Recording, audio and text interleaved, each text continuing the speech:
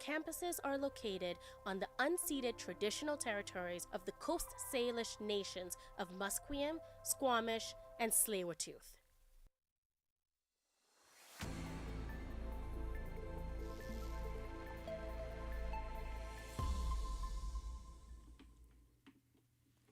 Good morning, I'm Caroline Doyle, and these are your 11 a.m. BCIT news headlines. BC Conservatives have lost another as Penticton Summerland MLA Amelia Boultby steps down from the BC Conservative Caucus. This will be the fifth MLA to leave the party either by being kicked out or by choosing to step down in the span of a year. Conservative leader John Rustad says he didn't talk about mental health as he discussed Boultby's departure. He responded saying the party had some concerns and it was providing support as it tried to work through issues with her. His remarks come the day after Rustad told media he had seen Boultby in tears and staff informed him she was very confused. Boultby told CFAX Radio that she was not confused and Rustad's insinuations about mental health were incredibly stigmatizing. Many Canadian snowbirds are sticking to their nests this winter to avoid travel to the U.S. As reporter Elijah Ford explains, new U.S. policies have motivated Canadian property owners to cut back on American spending. Canadian residents who own winter homes in the U.S. are increasingly changing their visiting habits. An executive order signed by U.S. President Donald Trump requires some Canadians planning to visit the U.S. for more than 30 days to complete an alien registration form. Fred Vertone, owner of a condo in Hawaii for over 20 years, is on the verge of selling his property in response to new U.S. policies. I think the Americans have made a mistake, and I think they'll change. If come next November they don't change at all, then I'll sell.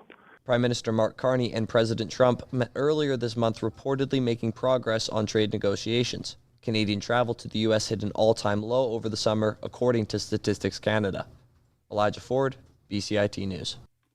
While the Liberals, Greens, and NDP have called for an apology, House Leader Andrew Scheer says MPs are focused on other issues like job losses. My leaders put out a statement. I don't have anything else to add. But there's a 5-alarm fire going on in this country with jobs, with inflation doubling its inflation way over target. So that's what we're going in to talk about today. Pierre Poilievre on a podcast recently called RCMP leadership, quote, despicable, while adding former Prime Minister Justin Trudeau would be in jail if not for the Mounties. Construction continues at the White House on U.S. Donald Trump's $20 million ballroom project, which affects the East Wing. The East Wing, originally constructed in 1902, then underwent major expansion and renovation in 1942. The National Trust for Historic Preservation says there needs to be more considerations before continuing. ABC's Karen Travers has more.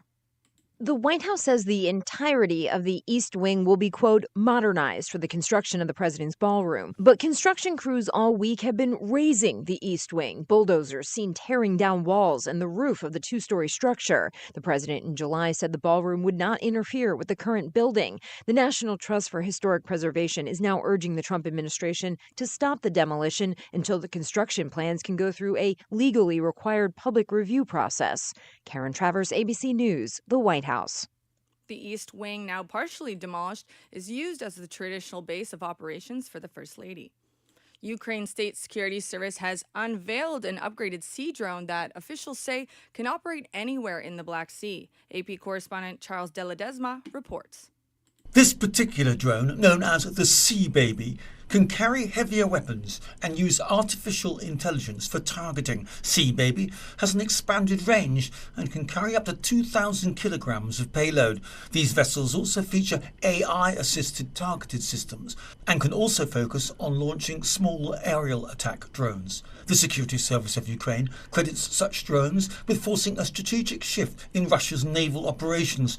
The sea drones have helped carry out other high-profile strikes, including repeated attacks on the Crimean Bridge. The program is partially funded by public donations and coordinated with Ukraine's military leadership. I'm Charles De Ledesma.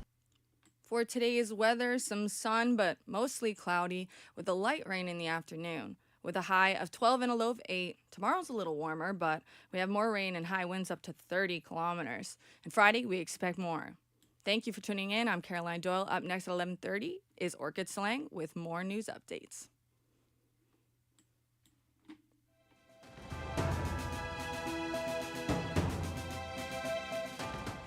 Stay tuned for more on BCIT's 1680 The Crow. The hands-on part of the program is the main thing that drew me to the program, and it's the main thing that I'm taking away from this program. There's no experience like just being able to go out and practice and do the work, and been able to do that both here in the newsroom, out on the internships, multiple internships that I've been able to go on, and I think it'll serve me very well.